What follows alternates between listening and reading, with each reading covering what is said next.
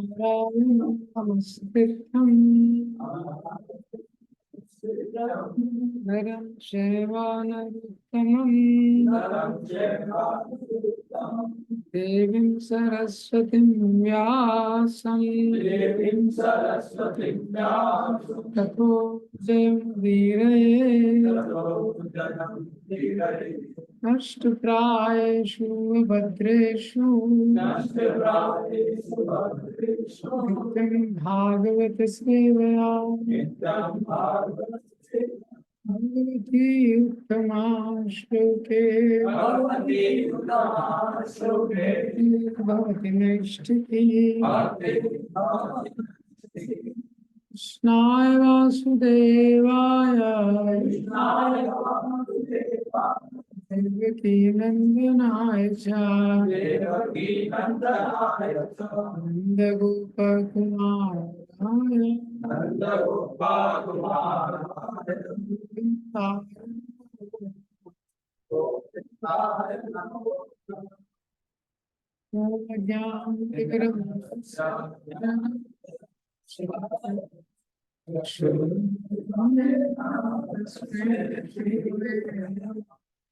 श्री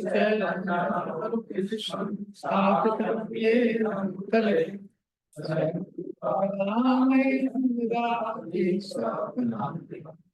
वन्दे श्रीगुरो श्रीगुरो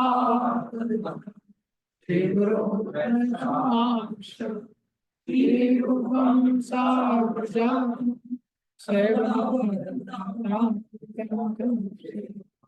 सावधितं सावधूतं परिजना सहितं कृष्ण श्री राधा कृष्ण बालां सहितं ललिता श्री कृष्ण बालाय कृष्ण कृष्णाय भूतले श्रीमते भक्तिवेदांत स्वामी नमस्ते सरस्वती गौरवाणी प्रचारिणे विशेषा शून्यवादी भाषाचार्य कृष्ण प्रेम कृष्ण कृष्ण चैतन्य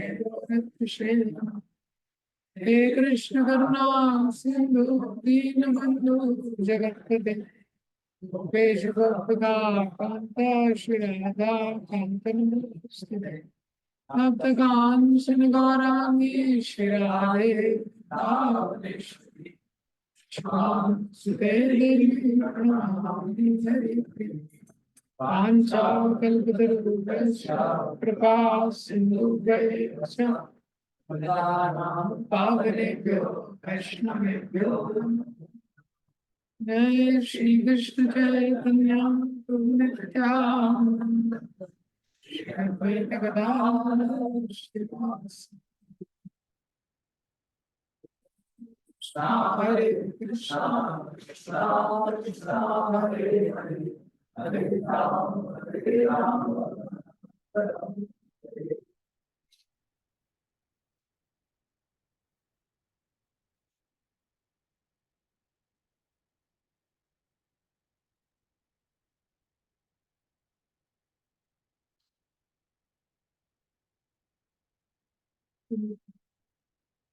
श्लोक 3.11 देवान् भावितानेन ते देवा भावयन्तु वा परस्परं भावयन्तः श्रेया परमवाप्स्यता देवान् भावयतानेन ते देवा भावयन्तु वा परस्परं भावयन्तः श्रेया परमवाप्स्यता देवान् भावयतानेन ते देवा भावयन्तु वा परस्परं भावयन्तः श्रेया परमवाप्स्यताम्।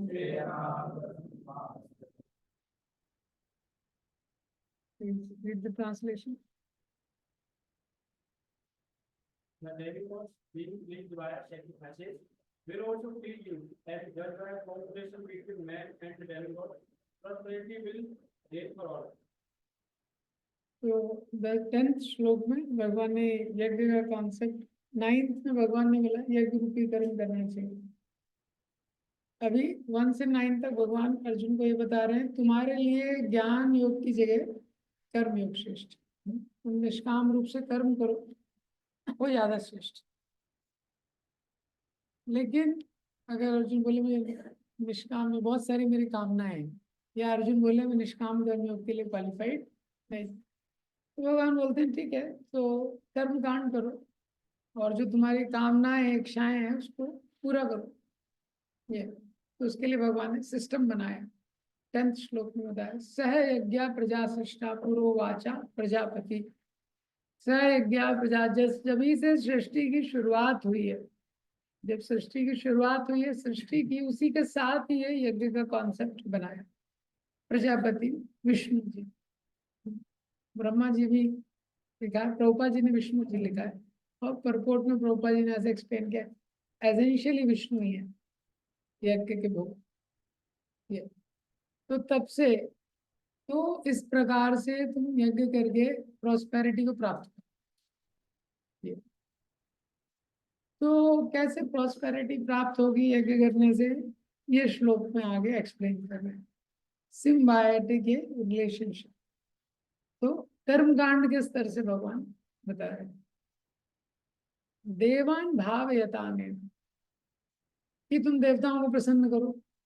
देवान भावयताने, तुम देवताओं को प्रसन्न करो। Please the demigods. देवान भावयताने, भावयताने ना मीन्स प्लीज करो। ते देवा भावयंतु वा, ते देवा, फिर वो देवता क्या करेंगे? भावयंतु, तुम्हारा काम, वो तुमको प्लीज करेंगे। तुम देवताओं को प्लीज करो तो तुमको प्लीज करेंगे। और क्या होगा? परस्परम भावयंता, दोनों एक दूसरे को प्लीज करोगे। श्रेया परमा, परम श्रेय को प्राप्त करोगे। इस तरह से तुम लोग क्या करोगे? परम श्रेय को प्राप्त। तो कल जैसे मैंने इस पे डिस्कस किया था कि ये जो कर्मकांड है, कर्मकांड में भी यज्ञ कर रहा है, लेकिन व्यक्ति की मेंटालिटी क्या है? सेल्फिश है। कर्म योग में उसकी मेंटालिटी सेल्फलेस रहती, निष्काम कर्म। तो कर्मकांड में वो कुछ प्राप्त करना चाहता है, उसका जो मानसिकता है वो सेल्फिश है। लेकिन क्या है, जैसे भगवान सबके पिता है तो उनको सबकी टेंशन है। जैसे कोई पिता है, उसके 3 बच्चे हैं, एक बहुत इंटेलिजेंट है, एक मीडियोकर है, हाँ, और एक है उसको कुछ भी समझ नहीं आता, लेकिन फादर के लिए तीनों इम्पोर्टेंट है, पिता के लिए। इसी तरह भगवान सब जीवों का चिंतन करते हैं कैसे उनका उद्धार हो सके। इसलिए सनातन धर्म में बहुत ब्रॉड स्पेक्ट्रम। तो अपनी इच्छाओं को पूरा करते हुए कैसे जीव का क्रमिक विकास हो और एक समय पे भगवान का अल्टीमेटली आश्रय ले सके। तो इसलिए सिस्टम ऑफ कॉस्मिक कॉपरेशन भगवान ने सिस्टम बनाया। तो इसमें कैसे उसका एलिवेशन होता है, वो किसी एक अथॉरिटी को फॉलो कर रहा है, डेमिगॉड्स को फॉलो कर रहा है, इन देवताओं को फॉलो कर रहा है। 7 चैप्टर में भगवान बताते हैं तम तम तम तम श्रद्धा अर्चितुम, एक जो डेमिगॉड्स को प्लीज हम लोग श्रद्धा के साथ भजन करते हैं, भगवान बोलते हैं कि मैं ही उनमें वर्शिप करने वालों की श्रद्धा को स्थिर करता हूँ। देवता अपने में श्रद्धा भी स्थिर नहीं कर सकते, और देवताओं के माध्यम से फल भी मैं ही प्रदान करता हूँ। हाँ, 7 चैप्टर और 9 चैप्टर दोनों में डेमिगॉड वर्शिप्स का एक डिस्कशन भी है। देखिए आप 7.23 9.23 डिस्कशन दिया। तो लेकिन भगवान ने सिस्टम बनाया, ठीक है, भगवान के पास नहीं आना चाहता, डेमिगॉड्स के पास आना चाहता है। हाँ, 4.12 में बताया है कांक्षिताम ही करुणाम सिद्धि, उसको जल्दी अपनी सिद्धि करनी है, उसको जल्दी अपने इच्छाओं को पूरा करना। तो भगवान ने एक सिस्टम बना दिया, ठीक है तुम देवताओं के पास जाओ, देवताओं को प्लीज करो, वो प्लीज करेंगे। क्या होगा धीरे धीरे, एक तो क्या है कि एटलीस्ट वो वैदिक फोल्ड में है, देवताओं की भी पूजा कर रहा है तो क्या है एटलीस्ट वैदिक फोल्ड में है वो, वैदिक में। तो आज ना कल उसकी बुद्धि खुलेगी। हाँ, तो जब देवताओं का वर्शिप करेगा और फिर धीरे धीरे, हाँ, और शास्त्र में कहीं पढ़ेगा कि देवताओं को प्रॉब्लम होती है तो वो कहाँ जाते हैं, धीरे धीरे उसका विकास होगा, वो वैदिक फोल्ड में एटलीस्ट शास्त्र का पालन करें। और यज्ञ का कॉन्सेप्ट है, यज्ञ के द्वारा जो अन्न प्राप्त होता है, यज्ञ केवल हवन कुंड में डालना वही यज्ञ नहीं है, वो फॉर्म है, जैसे मैंने बताया, तो वो क्या है, एक फॉर्म। लेकिन यज्ञ में बहुत कुछ आता है। ये तो श्रवण कर रहे हैं अभी, ये भी एक यज्ञ है। हाँ, ब्रह्मचारी के लिए बताया गया ना श्रवण यज्ञ, ये अभी 4th चैप्टर में बहुत बहुत सारे यज्ञ बताए गए, बहुत प्रकार के यज्ञ भी आए 4th चैप्टर के अंदर। हाँ, दान देना ये भी एक यज्ञ ऐसे। तो जो आहुति डाल के करते हैं वो भी एक यज्ञ होता है, पर यज्ञ कई होते हैं जिसमें बेसिकली लॉर्ड की प्लेजर के लिए हम सेक्रीफाइस करते हैं। तो अभी जब भी यज्ञ करते हैं तो एक तो वो किसी अथॉरिटी को फॉलो कर रहा है, दूसरा इसके आगे वो साइकिल आएगी, अन्नात् भवन्ति पार्जन्यो पार्जन्यो यज्ञ समाप्ति, कि कैसे वर्षा से अन्न होता है, वर्षा कैसे होती है, यज्ञ से होती है। तो इसीलिए यज्ञ रूपी कर्म करना चाहिए, साइकिल ऑफ सेक्रीफाइस। हाँ, ये आएगा। तो ये दूसरा कॉन्सेप्ट है इसमें कि जो शुद्ध ने बलदेव विद्याभूषण ने अपनी कमेंट्री में लिखा है उन्होंने कि प्योर फूड प्राप्त होता है इस तरीके से। दो तरीके हैं, हाँ, सृष्टि से कुछ भी प्राप्त करने के दो तरीके हैं। एक तरीका क्या है कि हम प्रार्थना के माध्यम से ऊपर की अथॉरिटी को अप्रोच करके कुछ प्राप्त करते हैं। हाँ। दूसरा तरीका है मैनिपुलेशन करके, यहाँ के जो पृथ्वी पे जो संसाधन है कहीं उसमें यूरिया डालो, कुछ डालो। हाँ, वो एक दूसरा तरीका है। वो एक क्या है, मैनिपुलेशन का तरीका है। वेदों में क्या सप्लीकेशन का तरीका है, मतलब प्रार्थना करके। पहले के जो दानव होते थे उनको भी ये कॉन्सेप्ट पता था। अभी देखो रावण, और रावण कुंभकर्ण शूर्पणखा विभूषण, हाँ, तो क्या किसी ने क्या बोला, अरे तुम क्या कर रहे हो, देखो तुम्हारे भाई ने कितना, हाँ, कितना उसके पास स्टॉक मार्केट में, कुबेर ने देखो कितना उसके पास है, तुम थोड़ा करो कुछ। तो सबको भेज दिया क्या करने, तपस्या करने। हाँ, कोटा नहीं भेजा, तपस्या करने गए। हाँ, तपस्या करो, पहले सिद्धांत क्लियर था, तपस्या करो, तपस्या करोगे तो कुछ प्राप्त होगा। इस संसार में तप से ही कुछ प्राप्त होता है, ये तो सिद्धांत है। अभी हिरण्यकशिपु को वरदान प्राप्त करना था, शक्ति प्राप्त करनी थी, तो कहाँ गया, कहीं जिम में नहीं गया हो, कहाँ गया हो शक्ति प्राप्त करने, हाँ, तपस्या करने की। तो पहले के दानवों को भी कॉन्सेप्ट पता था कि हम हायर बींग्स पे आश्रित हैं, हम लोग जिस ब्रह्मांड में रह रहे हैं उसमें और बहुत सारे पावरफुल लोग हैं, उन पे हम आश्रित हैं, उनकी कृपा होगी तो काम होगा ऐसा। तो आज की डेट में जो उस तरह कोई हो सकता है उस फील्ड में हो जो एथिस्टिक हो, बहुत एथिस्टिक साइंटिस्ट रहते हैं, वो भी देखा जाए तो डेमोनिक टेंडेंसी उनमें भी है, उनसे कम नहीं है, बहुत ज्यादा है। बस क्या है, उतना इंटेलिजेंस नहीं है। हिरण्यकशिपु रावण जैसे तो क्या है, सब मैनिपुलेशन, सिर्फ मैनिपुलेशन। ये फर्टिलाइजर निकाल दो, ये निकाल दो, सृष्टि का, पृथ्वी का, प्रकृति का दोहन कैसे कर सकते हैं, ये तरीके से। तो एक तरीका है जो बेसिक शास्त्र में दिया है, पहले लोग यज्ञ वगैरह करते थे, देवताओं को प्रसन्न करते थे, उससे बारिश वगैरह होती थी।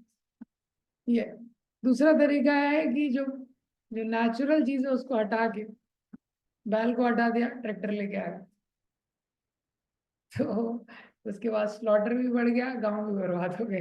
हाँ, क्योंकि वो फ्री है ट्रैक्टर के ऊपर जो ड्राइवर है। तो ये कॉन्सेप्ट है सिस्टम ऑफ कॉस्मिक कॉपरेशन का, भगवान ने जो कॉन्सेप्ट बनाया, तो ये कॉन्सेप्ट, तो अभी यज्ञ करते हैं उससे पवित्र अन्न प्राप्त होता है। ये जो अन्न है वो भी क्या है ना, एक जो चीज आपको मैनिपुलेशन से प्राप्त हो रही है और एक जो भगवान कृपा से प्राप्त हो रही है किसी की, उसमें अंतर होता है। उसमें क्या होता है, दोनों में अंतर होता है। तो अन्न की शुद्धि बहुत इंपॉर्टेंट है। शास्त्र में कई जगह इसको बताया गया है कि जो अन्न है वो शुद्ध होना चाहिए। आहार शुद्धो सत्व शुद्धो, सत्व शुद्धो ध्रुवा स्मृति। ध्रुवा, हाँ, आहार शुद्धो, इसमें देखिए परपोट में दिया, आहार शुद्धो सत्व शुद्धो, सत्व शुद्धो ध्रुवा स्मृति।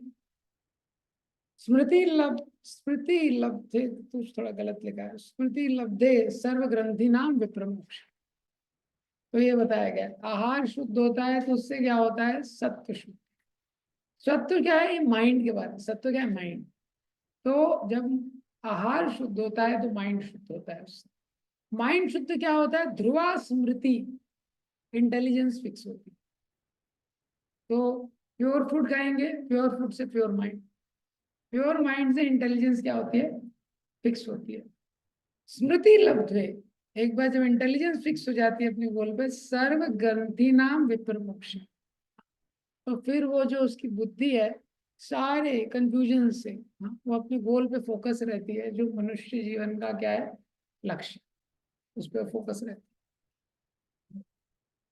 तो ये आहार जो शुद्ध है करना है, इसका बहुत इंपॉर्टेंट कॉन्सेप्ट ये, जो आहार शुद्ध करना। तो अभी ज्यादातर जितना डिसीजेज है उसमें आप देखेंगे, क्योंकि आहार अभी क्या हो गया, विकृत हो गया है, वो शुद्ध नहीं है। हाँ, बना रहा है कोई, सबकी मेंटालिटी अलग अलग है, कैसे कोई ग्रो कर रहा है, बेच रहा है, पूरा जो साइकिल है करप्टेड। उसके बाद लोग भोग भी नहीं लगा रहे, तो फिर क्या होगा, अगर भगवान को भोग भी नहीं लगा रहे उसके बाद, तब तो हालत और ज्यादा हो जाएगी। ये तो ये कॉन्सेप्ट यहाँ पे बताया गया है कि हमको यज्ञ के द्वारा प्राप्त करने, इच्छाओं को प्राप्त करने के लिए तरीका है। ये गलत तरीका जो क्या है, वो इलीगल है। वो क्या है, इलीगल। जैसे जो कुछ टेररिस्ट रहते हैं, या पहले जैसे वो कहाँ था, वीरप्पन कहाँ था वो, कौन से एरिया में था, बिशनपुर, वीरप्पन था ना, वीरप्पन नाम था ना एक, ऐसे नक्सलाइट्स रहते हैं ना, नक्सलाइट टेररिस्ट, ये हमेशा जैसे जो लिविंग एरियाज रहते हैं, रेसिडेंशियल एरियाज, उसके और आगे रहते हैं, और रिमोट एरिया में, हाँ।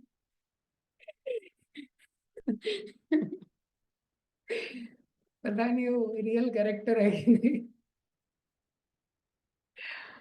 तो ये लोग क्या होते हैं, रेसिडेंशियल एरिया के बाहर रहते हैं।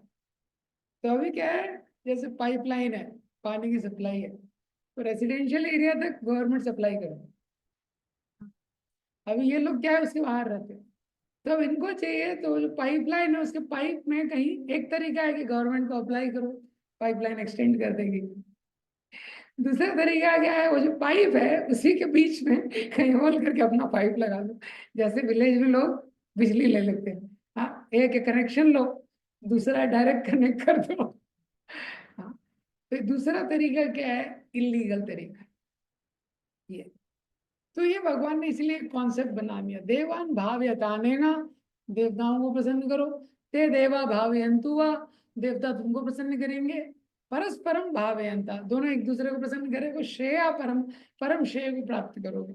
अब लेकिन अगर कोई देवताओं को अप्रोच करता है, उसका ग्रोथ बहुत स्लो होता है, उसका जो ग्रोथ होता है वो क्या, बहुत स्लो, उसका विकास बहुत स्लो।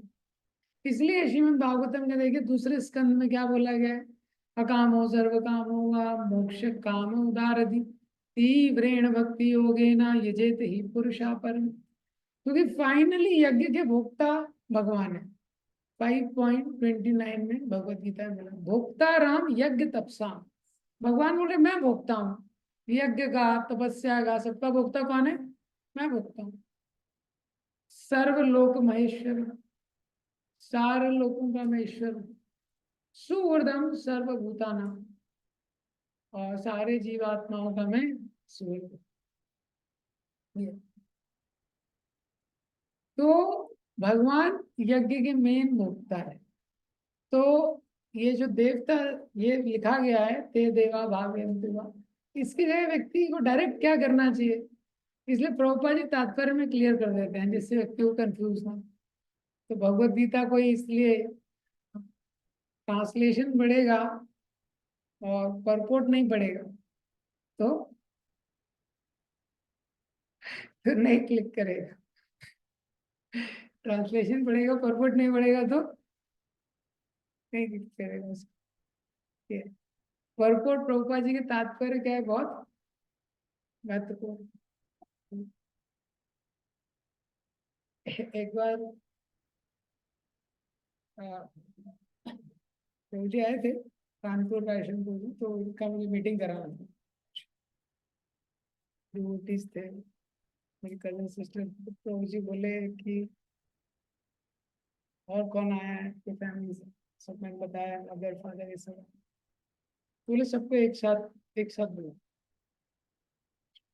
जो भी प्रसाद खा के हमारे लोग सो जाते हैं, पता है प्रसाद के बाद कई टाइम तो होगा, तो कुछ लोग तो सो गए, बाकी को मैंने बुलाया तो वही से मिला।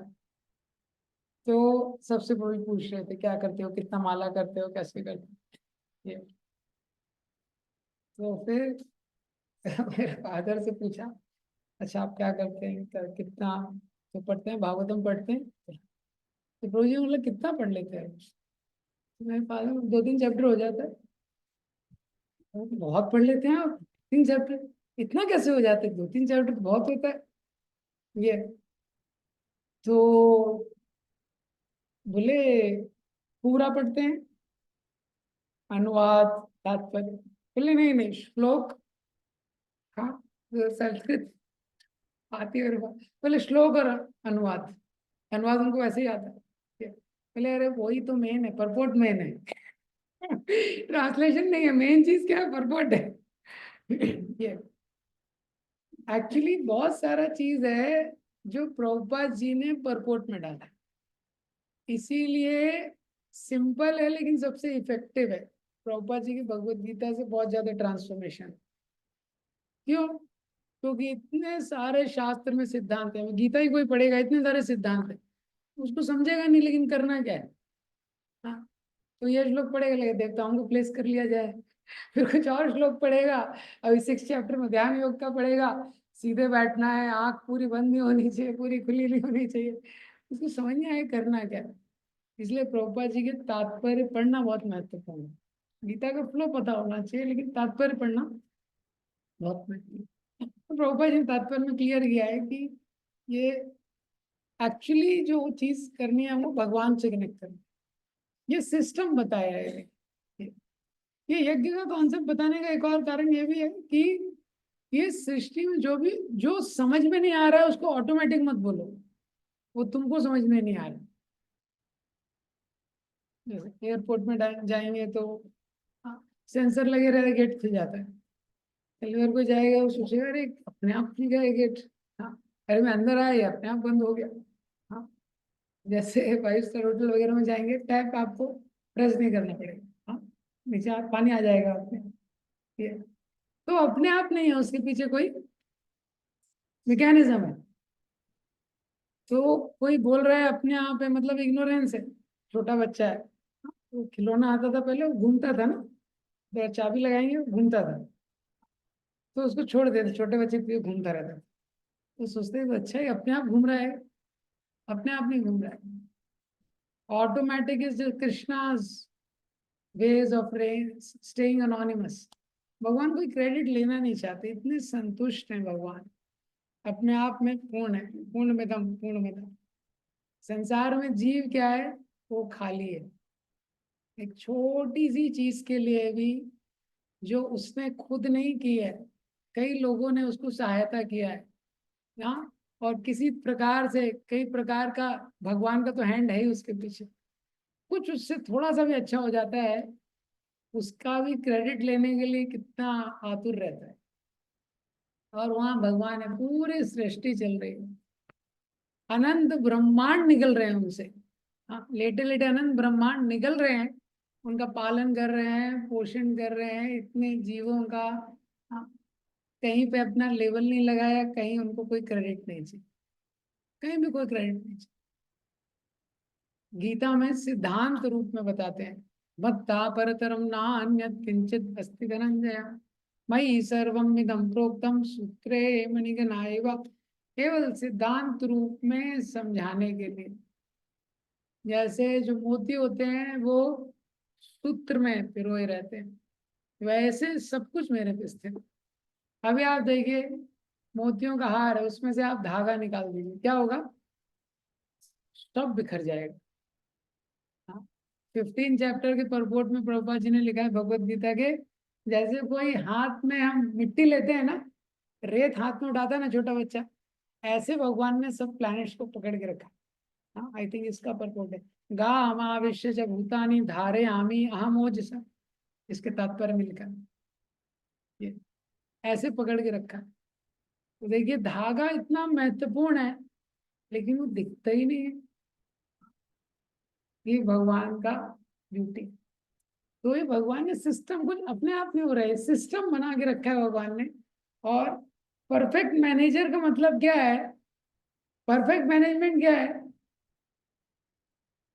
परफेक्ट मैनेजर आपको मेन इवेंट के टाइम दिखना नहीं चाहिए जहाँ। हाँ, अगर मेन इवेंट के टाइम में बहुत कुछ मैनेज इसको करना पड़ रहा है, मतलब कमी है थोड़ा। हाँ, परफेक्ट मैनेजर को पता नहीं चलेगा। ये परफेक्ट मैनेजमेंट है, वो आपको दिखना ही नहीं चाहिए इतना परफेक्ट, पहले से ही इतना डेलीगेशन हो जाना चाहिए। जैसे यात्रा होती है, महाराज की यात्रा होती है, कार्तिक यात्रा, लोगों को पता नहीं रहता मेन मैनेजर्स कौन है ओवरऑल यात्रा के। जानते भी नहीं लोग। गौरांगपुर को फिर भी जानते हैं, गुरु जी किचन है, किचन हमेशा हॉट प्लेस है, चलता रहता है। लेकिन जो मेन प्रश्न है, जो सनत कुमार को लोग जानते भी नहीं कौन है कई बार। वो मेन पर्सन है जो पूरी यात्रा के पीछे जो फाइनल कॉल लेते हैं, जो 4-5 लोग में, और फाइनली गुरु जी पूरा देखते हैं। तो ये परफेक्ट मैनेजमेंट है, भगवान ऐसा मैनेजमेंट करते हैं। माया अध्यक्षेन प्रकृति, भगवान की अध्यक्षता में प्रकृति ऐसा परफेक्ट मैनेजमेंट करती है। तो इसलिए भगवान ने यज्ञ का सिस्टम बना दिया ये। और कितना सिंपल है। हाँ, अभी ये संसार में भी गवर्नमेंट कुछ प्रोवाइड करती है, लाइट प्रोवाइड करती है, लाइट का बिल देते हैं। हाँ, कई बार कनेक्शन कटने के बाद भी आता है। हाँ, वैसा है सिस्टम, यहाँ के सिस्टम में फ्लॉ है। और पानी का बिल देना पड़ता है। भगवान ने जो सिस्टम बनाया है उसमें बहुत सिंपल है, जो यज्ञ का है बहुत सिंपल है। हम्म, उसमें व्यक्ति का थोड़ा शुद्धिकरण भी हो रहा है, उसको कृपा भी प्राप्त हो रही है। बहुत पहले ये साइंस मैगजीन में बिल टू नेचर ऐसा आर्टिकल आया था, बिल टू नेचर। अगर हमको प्रकृति को बिल देना पड़े, हाँ, जैसे लाइट का बिल देते हैं, इसका बिल देते हैं, ये तो उसने कुछ कैलकुलेट, छोटी सी सिटी पे कैलकुलेशन किया था कि एक दिन का कितने करोड़ डॉलर हो। जैसे दिन में क्रिकेट मैच होता है, तो जब रात में क्रिकेट मैच होता है तो फ्लड लाइट्स लगाई होती हैं, फ्लड लाइट्स। क्योंकि आपको रात को तो दिन कर नहीं सकते, सूर्य का तो कोई ऑल्टरनेटिव है नहीं, लेकिन आपने फ्लड, तो उसका एक रात का ही कई लाखों बिल आता है जो क्रिकेट मैच के लिए लाइट्स लगती है। फिर भी वो रात को दिन नहीं कर सकती। अभी आप सोचो, सूर्य को बिल देना पड़े, पानी का बिल देना पड़े, प्रकृति की जो चीजें हैं उसका बिल देना पड़े, तो आर्टिकल उसमें आया था कि नेचर का अगर बिल देना पड़े। तो ये सिंपल सा कॉन्सेप्ट है, इसलिए भगवान ने ये यज्ञ का कॉन्सेप्ट बताया। और उसको डिवोटीज कैसे अप्लाई करते हैं? हाँ, कि हम भगवान को, देवताओं की जगह डायरेक्ट भगवान को, क्योंकि उनको पता है कि भगवान संतुष्ट हो जाते हैं, यथा तरोर मूल निषेचन है ना, तो सब लोग संतुष्ट हो जाते हैं। ये इसीलिए प्रभुपाद जी जहां भी यज्ञ का कॉन्सेप्ट आता है, प्रभुपाद जी बोलते हैं क्या है, अभी आप नाम संकीर्तन कीजिए, यही है। तो भगवान बोलते हैं अपनी इच्छाओं को पूरा करने के लिए प्रकृति पे नियंत्रण करने का प्रयास मत करो, प्रकृति के साथ हार्मोनाइज, सामंजस्य बिठाने का प्रयास करो। दोनों में अंतर है, क्योंकि ये जो मेंटालिटी है लॉर्डशिप प्रोप्रीटरशिप की, इसमें ज्यादा दोष है। इच्छाओं को पूरा करना है, लेकिन वैदिक तरीके से पूरा करो, मैनिपुलेशन की जगह यज्ञ कर, प्रार्थना करके। तो ये सिस्टम।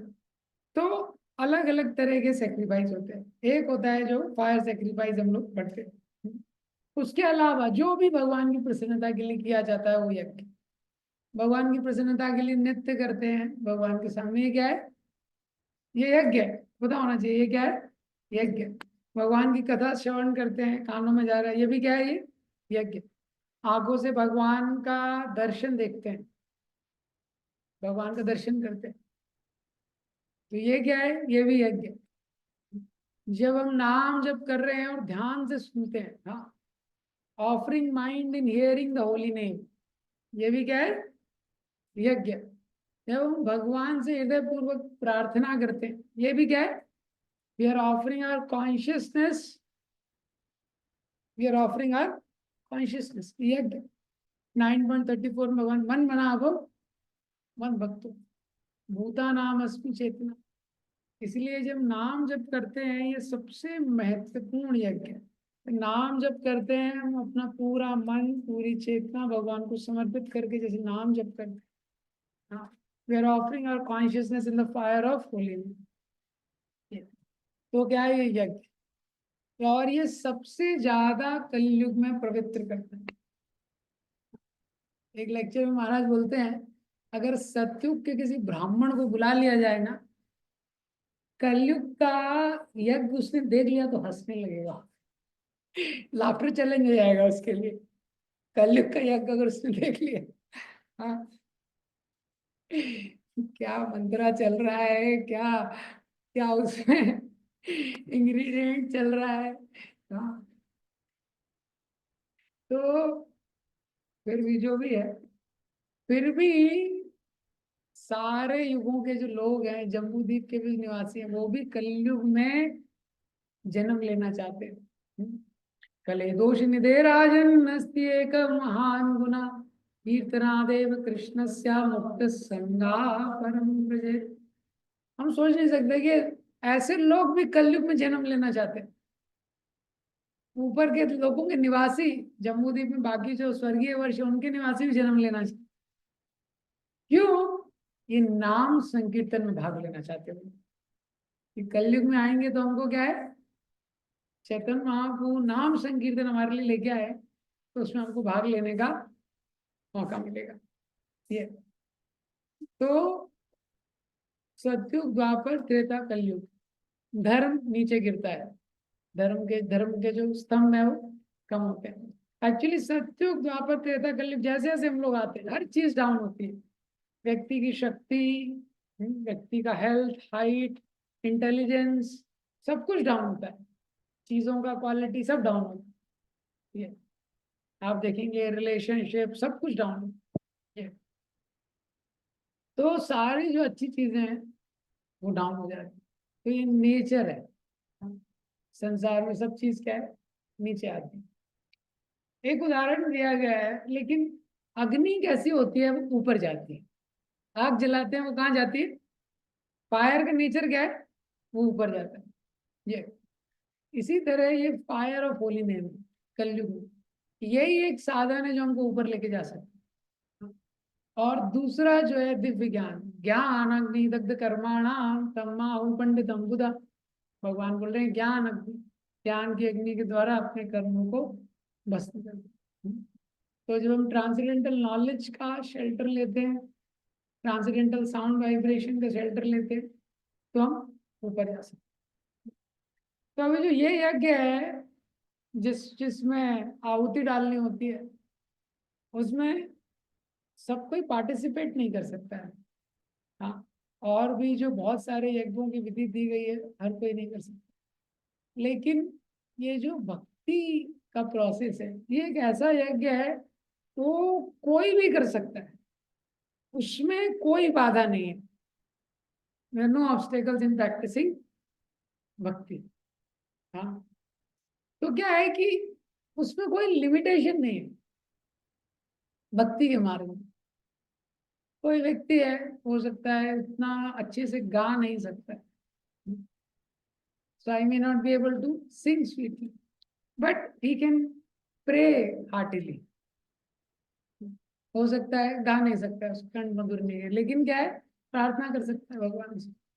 हो सकता है कि भगवान को हर चीज में कला लगती है, हो सकता है भगवान को इतने अच्छे से ड्रेस नहीं कर सकता, ड्रेसिंग नहीं आती, लेकिन वो डिवोशनली दर्शन ले सकता है। तो भक्ति में कोई ऑब्स्टेकल नहीं है, कोई भी चीज उसको रोक नहीं सकती। ये कोई हो सकता है बहुत अच्छे से, बहुत पावरफुल मैनेजर नहीं है, लेकिन वो एक अच्छे एटीट्यूड के साथ सेवा कर सकता है। हो सकता है कोई बहुत पावरफुल लेक्चर नहीं दे सकता, लेकिन क्या है, वो सबमिसिवली सुन सकता है। तो उसमें कोई भक्ति एक ऐसा प्रोसेस है, वो ये कि क्या है, कोई भी कर सकता है। अब आइडियली यज्ञ का जो कॉन्सेप्ट है वो इसलिए है कि धीरे धीरे व्यक्ति का जो इंजॉइंग मेंटालिटी है धीरे धीरे कम होता है। यज्ञ के बिना एंजॉय करेगा तो क्या है, वो बढ़ती जाएगी। जैसे मैं कल एग्जाम्पल दे रहा था, कोई 4 पैकेट सिगरेट पी रहा है तो फिर क्या है, एटलीस्ट 2 पैकेट पे आता है, 1 पे आता है, तो उसके स्तर पे क्या है ये ठीक। इसीलिए शास्त्र में कहीं नॉन वेज ये भी जो इस तरह के जो कंसेशंस दिए गए, वो यही कारण है उसका, कि धीरे धीरे व्यक्ति क्या है, वो प्योर हो। बेस्ट तो यही है। प्रहलाद महाराज बताते हैं संसार में एक्चुअल में सुखी होने का तरीका यही है। क्या क्या आप सुखी होने का प्रयास। If you really want to become happy, don't try to be happy, क्योंकि हमारा जो हैप्पीनेस का डेफिनेशन है वो मटेरियल हैप्पीनेस, और मटेरियल हैप्पीनेस के लिए जितनी प्लानिंग करते हैं उसमें माइंड एजिटेट होता है, जब उसको एग्जीक्यूट करते हैं तो मिजरी मिलती है। ऐसा हो ये, तो ये मटेरियल वर्ल्ड का नेचर है। और आपको प्राप्त भी हो गया ये संसार का हैप्पीनेस। प्रभुपाद जी बोलते हैं happiness in the material world is happiness and distress in material world is like wet stool and dry stool, there's not much difference, it's both stool। ऐसा तो कुछ ज्यादा उसमें अंतर नहीं है। हाँ, अगर किसी की चेतना सुअर के तो प्रभुपाद जी के शब्द हैं उस स्तर पे है। हाँ हाँ, पिग उसमें डिफरेंशिएट कर सकता है। हाँ, जो सुअर है वो डिफरेंशिएट करता है उसके पीछे, ये बताएगा। तो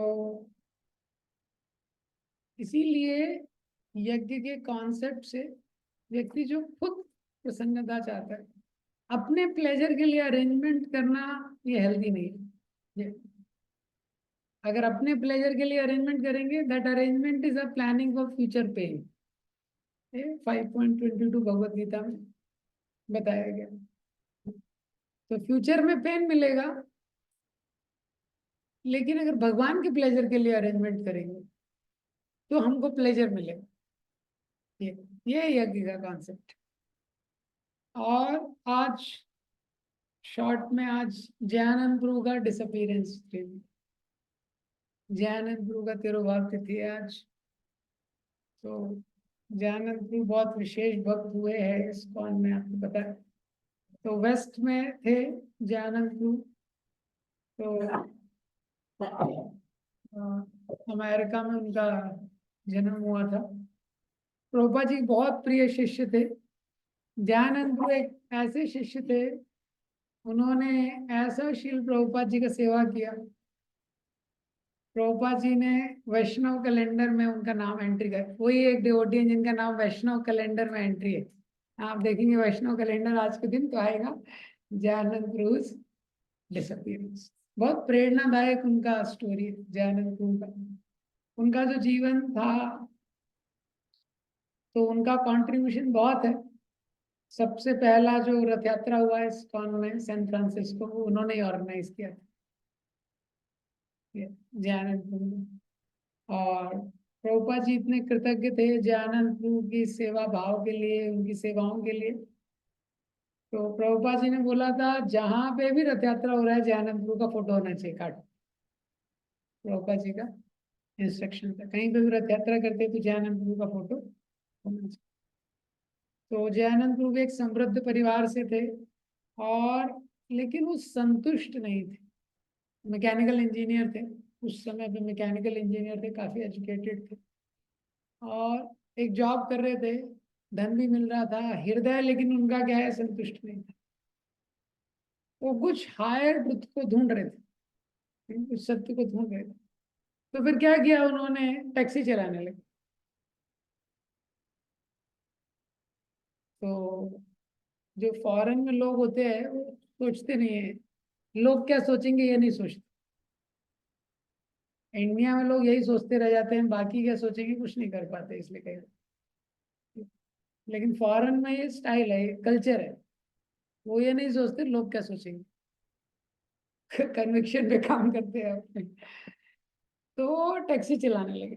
टैक्सी चलाते थे दिन में रात में, तो उससे उनको थोड़ा ये ऐसे चलाते चलाते वो भक्तों के संपर्क में आए।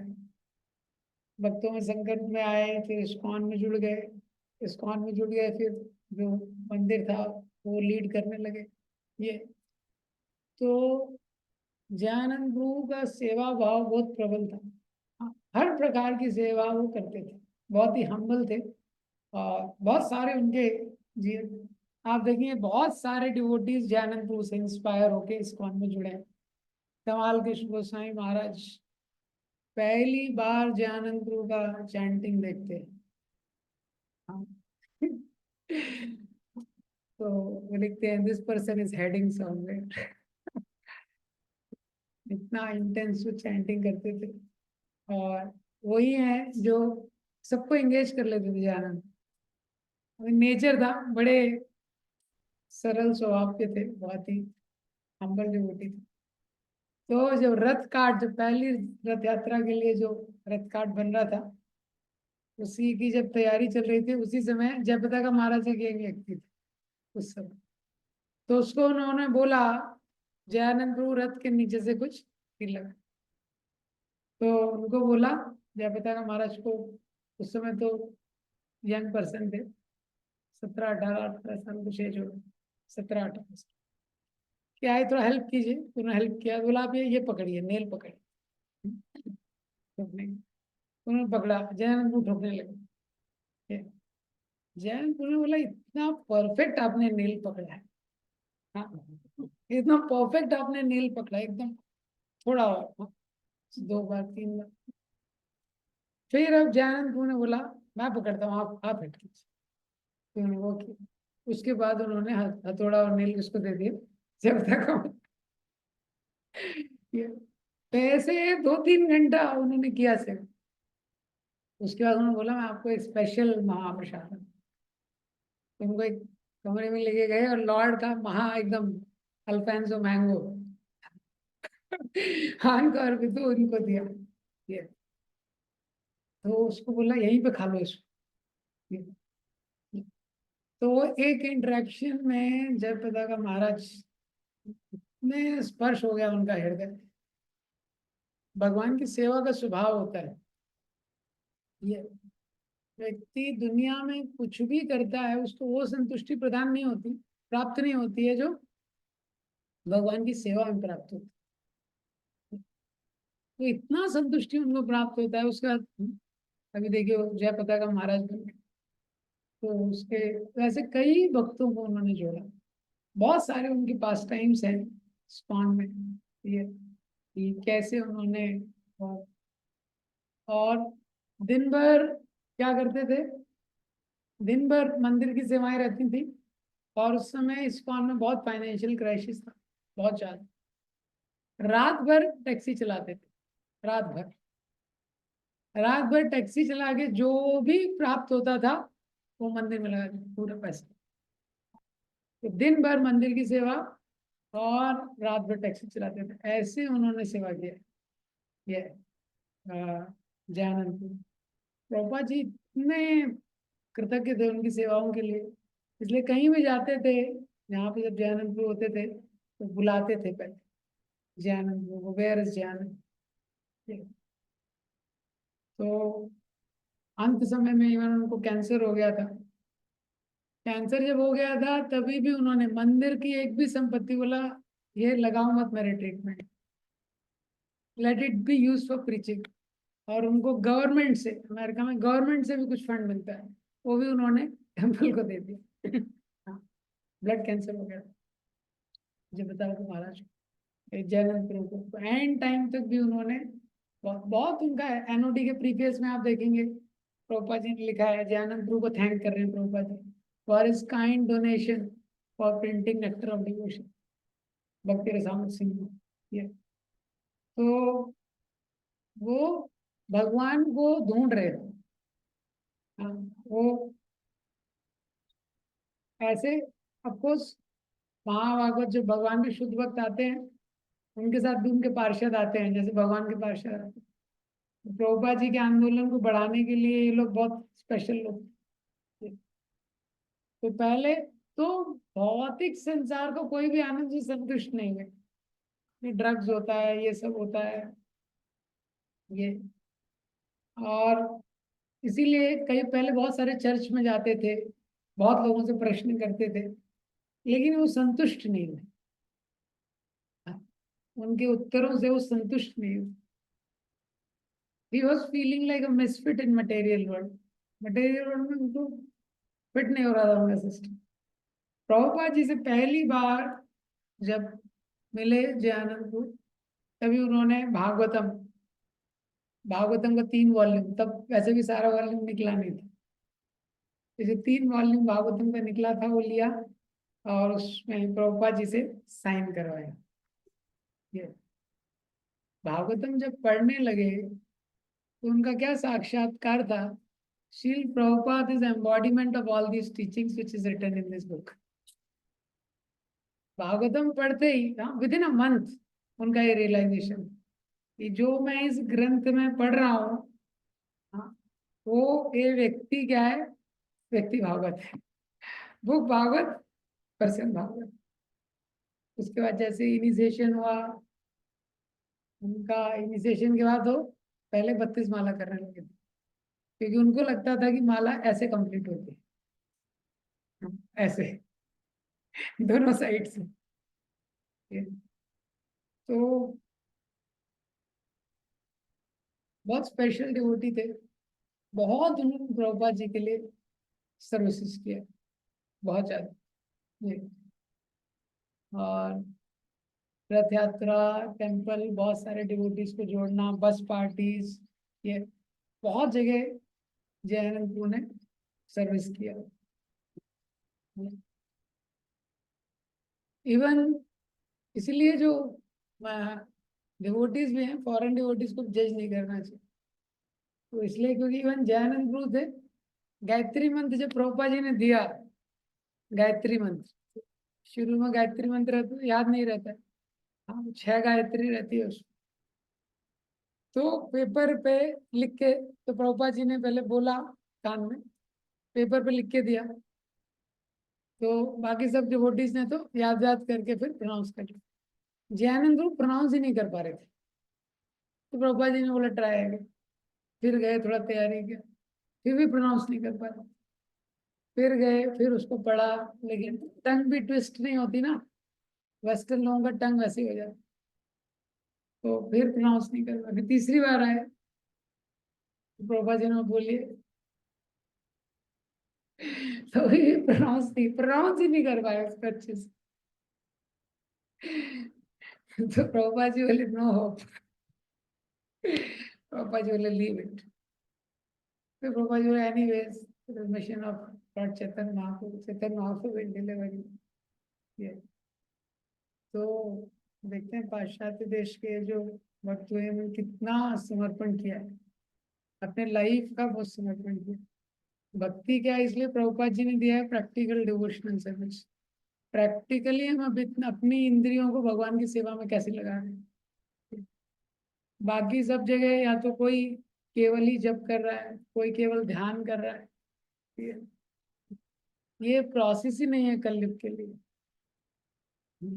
कोई बोल रहा है मैं मन में स्मरण कर रहा हूँ, मन में चिंतन कर रहा हूँ, किसका कर रहा है कुछ पता नहीं, ये सब इम्प्रैक्टिकल है, इसलिए कोई हार्ट चेंज नहीं है। बहुत सारे ऑर्गेनाइजेशन कोई हार्ट चेंज नहीं होता व्यक्ति। लेकिन प्रभुपाद जी ने प्रैक्टिकल डिवोशनल सर्विस रखा, प्रैक्टिकल डिवोशनल सर्विस। इसमें इतनी सारी जो सेवाएं हैं जिससे व्यक्ति अपने आप को एंगेज करके रख सके, और उसके साथ भागवत विधि को भी रखा है। हाँ, पंचरात्रि का विधि भागवत विधि को इंटीग्रेट करके दिया, क्योंकि भागवत विधि है वो चेतना का निर्माण करेगी, पंचरात्रि का विधि है उससे इंद्रिय एंगेज रहेंगी। मंदिर है उसको क्लीन रखना है, डीटीज का सेवा रखना है, डीटीज को भोग लगाना है, सुलाना है, उठाना है, नहलाना है, तैयार करना है, एंगेज रहेगा व्यक्ति। साथ में भागवत विधि, हाँ, श्रवण कीर्तन, ये इंटीग्रेट करके प्रभुपाद जी ने दिया, क्योंकि कलयुग में दोनों की आवश्यकता है। ऐसा है। हरे कृष्ण। श्री प्रभुपाद की